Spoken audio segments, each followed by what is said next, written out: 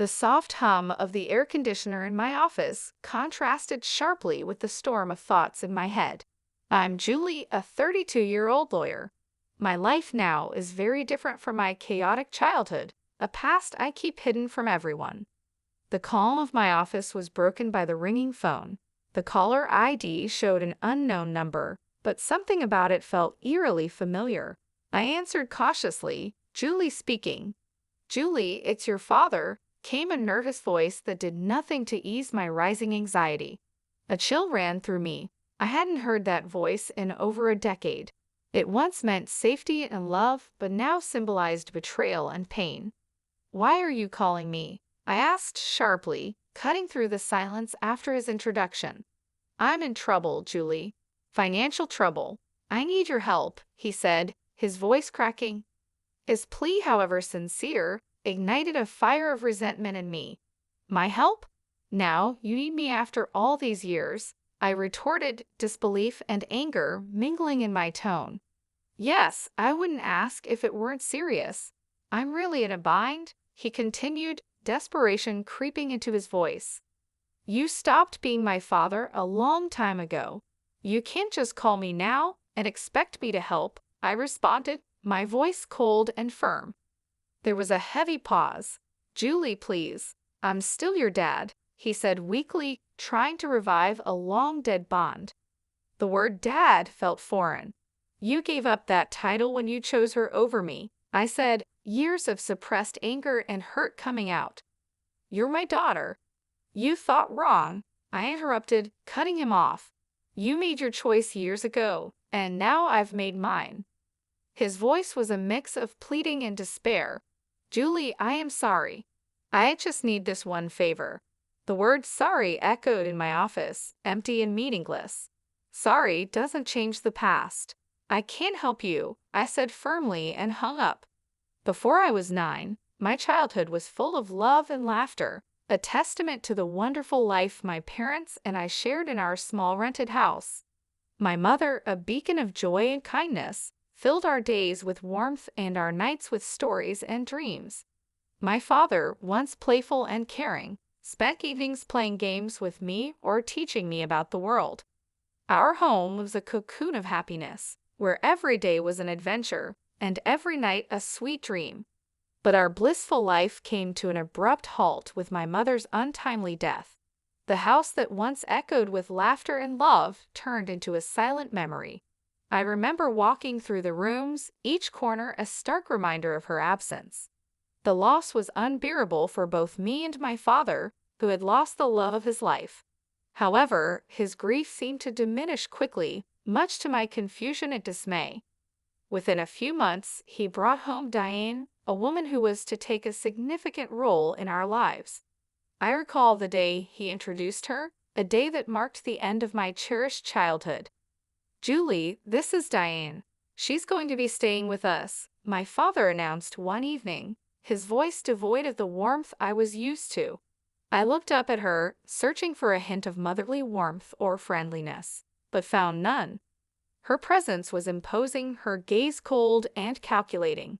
From the very first moment, I sensed a change in the air, a shift that filled me with an unexplainable sense of dread. "Hello, Julie," Diane said, her voice smooth yet devoid of genuine emotion.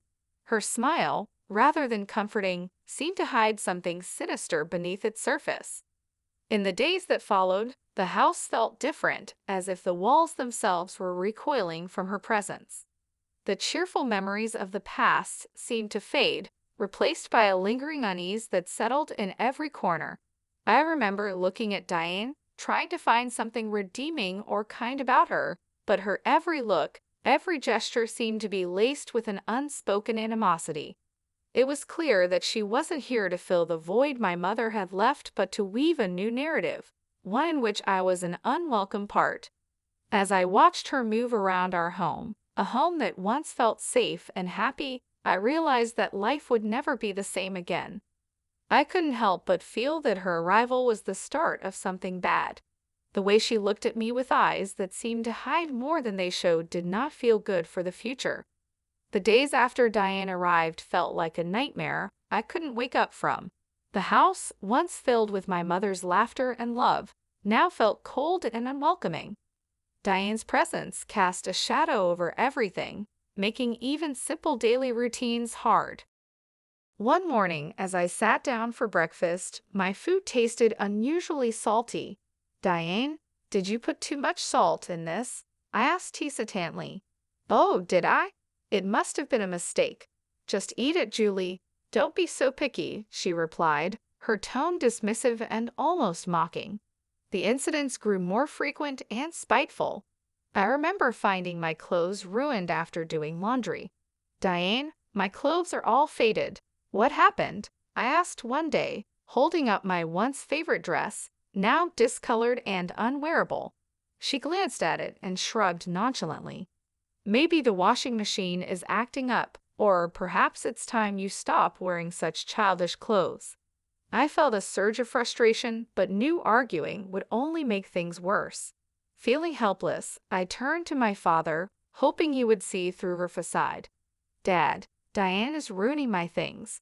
She's always me to me," I said one evening, my voice trembling with a mix of anger and sadness.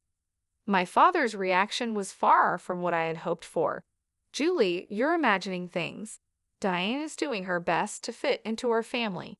Stop causing trouble," he said sternly, his words cutting deep. "But Dad, it's the truth," I protested, but he wouldn't listen. "That's enough, Julie. I don't want to hear any more of your accusations," he replied, his voice rising in anger.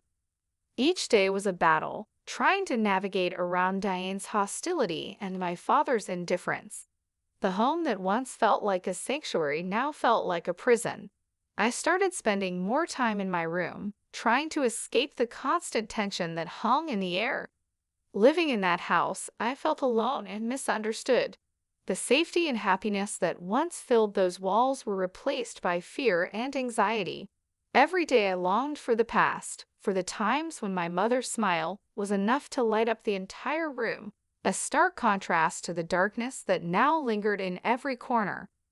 Living with Diane became a daily ordeal of evasion and endurance. Her hostility towards me escalated from verbal jabs to physical abuse. It started subtly, a pinch on my arm or a twist on my stomach, always in places easily concealed under my clothes. The pain was sharp, a cruel reminder of my helplessness in her presence. I developed ways to avoid her, always alert to where she was in the house. I took long routes to my room or waited until she was busy before moving around. Despite my efforts, she sometimes caught me off guard, and those moments always ended in pain. One day, while I was quietly reading in the living room, Diane walked in and, for no reason, pinched my arm hard, her nails digging into my skin. I winced in pain, but held back any cry. She looked at me with a cold, triumphant smirk before walking away. During one of Grandma's rare visits, she noticed how cautiously I moved and how I flinched when Diane's voice echoed through the house. "Julie, is everything all right at home?" Grandma asked, her voice full of concern. I looked at her, my heart itching to tell the truth, but fear and the desire to protect her from worry held me back. "Yes, Grandma, everything's fine. Just a lot of schoolwork," I lied, forcing a smile. She seemed unsure, but didn't press further. I felt a twinge of guilt for deceiving her, but I couldn't bear the thought of causing her any distress. That evening, as Grandma left, I saw Diane watching from the window, her expression satisfied. It was as if she enjoyed knowing she had control over me, that she could hurt me and get away with it. Her triumphant look was a clear message that she was in power, and I was just a helpless player in her twisted game. I retreated to my room, feeling trapped in a cycle of abuse and silence. The physical pain from Diane's pinches and twists was bearable compared to the emotional turmoil I felt.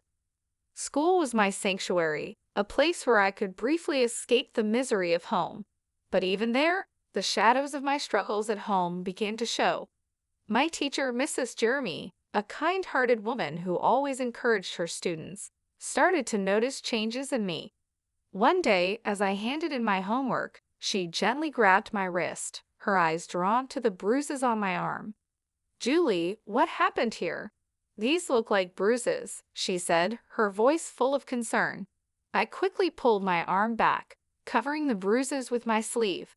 It's nothing, Mrs. Jeremy. I just fell while playing. I lied, avoiding her gaze. Mrs. Jeremy didn't look convinced. Julie, if something is wrong or if someone is hurting you, you can tell me. It's important to speak out, she urged, her eyes searching mine for the truth. I wanted to tell her everything about Diane and how scared I was, but the words wouldn't come. Instead, I forced a smile. Really, Mrs. Jeremy, I'm fine. It was just a silly accident. She gave me a long, thoughtful look, then nodded slowly. All right, Julie, but remember my door is always open. You're not alone, she said with a reassuring smile. I nodded, feeling a lump form in my throat. Her kindness made it even harder to keep up the facade that everything was okay. As I walked home that day, Mrs. Jeremy's words echoed in my mind. I felt grateful for her concern and deeply lonely from carrying my burdens alone. The thought of revealing the truth about my home life was terrifying. I feared what Diane might do if she found out I had told someone. That night at dinner, I was quiet, lost in thought about Mrs. Jeremy's offer to help. Diane noticed my silence. Why so quiet tonight, Julie? Cat got your tongue, she asked in a mocking tone. I just shook my head and continued eating, trying to make myself as small and unnoticeable as possible. After dinner, as I lay in bed, the reality of my situation felt more overwhelming than ever. Mrs. Jeremy's concern showed me that people did care, yet the fear of what revealing the truth might bring kept me silent. I was caught between wanting to tell someone and fearing Diane's retaliation, a balance I navigated every day. The day Mrs. Jeremy decided to involve my father was filled with anxiety and dread for me. I sat in the principal's office, fidgeting nervously, my mind racing with fear about how my father would react. When he finally arrived, his face was stern, his eyes showing a mix of irritation and embarrassment. "What's this about, Julie? Why am I being called to your school like this?" he demanded, his voice sharp as he walked in. I glanced at Mrs. Jeremy, seeking support. Swallowing hard, I tried to find my voice. "Dad," Mrs. Jeremy saw the bruises, I stammered, feeling his gaze on me. Before I could explain further, he interrupted, his anger palpable. "Bruises? What are you talking about? Are you making up stories again?" he snapped. Mrs. Jeremy stepped in, her tone firm yet calm. "Mr. Smith, I'm concerned about Julie's well-being. The bruises on her arm don't seem accidental. We need to address this." My father's face darkened with anger. "She's perfectly safe at home. Julie, are you spreading lies about our family?" He turned towards me, his disappointment clear. I've been holding back, but now the words started to spill out. "It's not lies, Dad. Diane, she's been hurting me," I managed to say, finally telling the truth. His reaction was total disbelief. "Diane? That's ridiculous. She's been nothing but kind to you. I won't have you accusing her of this." "But Dad, it's the truth," I cried out, desperate for him to believe me. He stood up abruptly, losing his patience. "Enough of this. Tell Mrs. Jeremy you made it all up." I turned to Mrs. Jeremy and repeated his words. She nodded but didn't say anything. When we got home, he locked me in my room without another word. Through the door, I could hear Diane's voice, dripping with false concern. "I told you, she's just seeking attention," she said. I sat on my bed, feeling utterly alone and despairing. The one person I thought I could count on had turned his back on me. My room, which had once been my haven, now felt like a prison. The pain of the physical abuse was nothing compared to the emotional torment of being disbelieved and punished by my own father. It was a harsh realization that the person who was supposed to protect and love me unconditionally was now the source of my deepest pain. The days following my confinement were some of the darkest I had ever experienced. Trapped and feeling utterly alone, I realized my only hope lay in my grandmother, my father's mother. She was kind and loving and had always shown me affection, but I had never dared to burden her with my troubles at home. One evening, I was sure Diane and my father were occupied. I gathered the courage to call my grandmother. My hands were shaking as I dialed her number. "Hello," her familiar warm voice came through the phone. "Grandma, it's me, Julie," I said, trying to keep my voice steady. "Julie, my dear, how are you?" she asked, her tone filled with genuine care. Tears welled up in my eyes as I replied, "Grandma, I need help. Can I come and stay with you for a while?" There was a moment of silence on the other end. "What's wrong, Julie? Did something happen?" I took a deep breath, the words rushing out. "It's Diane. She's been hurting me, and Dad won't believe me. I don't know what to do." I could hear the concern in her voice as she quickly responded, "Of course, my dear. You come right over." "I'll take care of this," Grandma said. The next day she arrived. Though she was small, her presence filled the room. She confronted my father with surprising strength. "Tyler, I'm taking Julie with me. She's not safe here," she declared firmly. My father, taken aback, tried to protest. "Mom, you can't just take her. She's my daughter." "Your daughter whom you failed to protect," she countered sharply. "I won't stand by and watch her suffer." Diane tried to intervene. "She's just a child making up stories. You can't believe her over us." Grandma turned to Diane, her eyes steely. "I know a scared child when I see one. Julie is coming with me, and if you try to stop me, I'll take this matter to the authorities." Realizing he was defeated, my father didn't put up any further resistance. As I gathered my things, I saw Diane's expression change from defiant to defeated. Leaving the house with my grandmother, I felt a weight lift off my shoulders. For the first time in months, I felt safe. The car ride to Grandma's was quiet, but her presence was comforting. Once we arrived, she turned to me and said, "You're safe now, Julie. You don't have to worry anymore." In my grandmother's house, I found the love and security that had been missing in my life. It was a haven where I could heal and regain my strength. The contrast between her nurturing home and the coldness of my father's house was stark. For the first time in a long while, I felt like I could breathe again, free from the fear and anxiety that had plagued me. Years passed since I left my father's house to live with my grandmother. Her home was a sanctuary, a place of healing and love. But time moved on, and with it came another wave of change. My beloved grandmother passed away, leaving a void that seemed impossible to fill. At the funeral, my father and Diane showed up, their faces a mix of fake sorrow and poorly disguised eagerness. It was clear they were more interested in what they might gain from her passing than in mourning her loss. After the funeral, as we gathered at my grandmother's house, Diane wasted no time. "Well, Julie, I suppose you'll be finding a new place to live now. This house and everything in it belongs to your father," she said, her voice tinged with barely concealed glee. My father nodded in agreement, his eyes scanning the room as if already planning what to do with the house. I couldn't help but smile, a reaction that seemed to confuse them. "Actually, that's where you're wrong," I said, the confidence in my voice taking them by surprise. "What do you mean?" my father asked, his expression shifting to one of confusion. I took a deep breath, savoring the moment. "Grandma left a will. She gave the house and a lot of money to me," I explained, watching as their faces changed from confusion to shock. "But you're just a child. I'm your father. I should be in charge of any inheritance you get," my father stammered, his entitlement clear. Diane's voice was shrill. "Yes, until you come of age, your father will manage your property." Their reactions were almost amusing. "You don't care about me at all. You didn't even wish me a happy birthday. I turned 19 a month ago.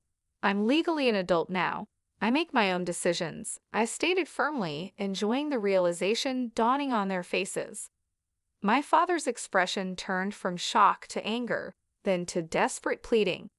"Julie, you can't do this. We're your family." I looked at them, memories of my childhood flooding back. "You stopped being my family a long time ago," I said, my voice steady. Diane stepped forward, now begging. At least let us stay in the house. We have nowhere else to go. We haven't extended the lease on our house. I shook my head. This is my house now. You'll need to find somewhere else. As they left, years of pain and neglect seemed to lift off my shoulders. I stood in the house that was now mine, filled with memories of my grandmother's love, and felt a sense of closure. The echoes of the past, stirred by my father's call, remained. I sat there, phone in hand, feeling a mix of emotions: anger, betrayal, and a sense of injustice. But amid all that, there was also a sense of strength, a reminder of the resilience that had carried me through the darkest times.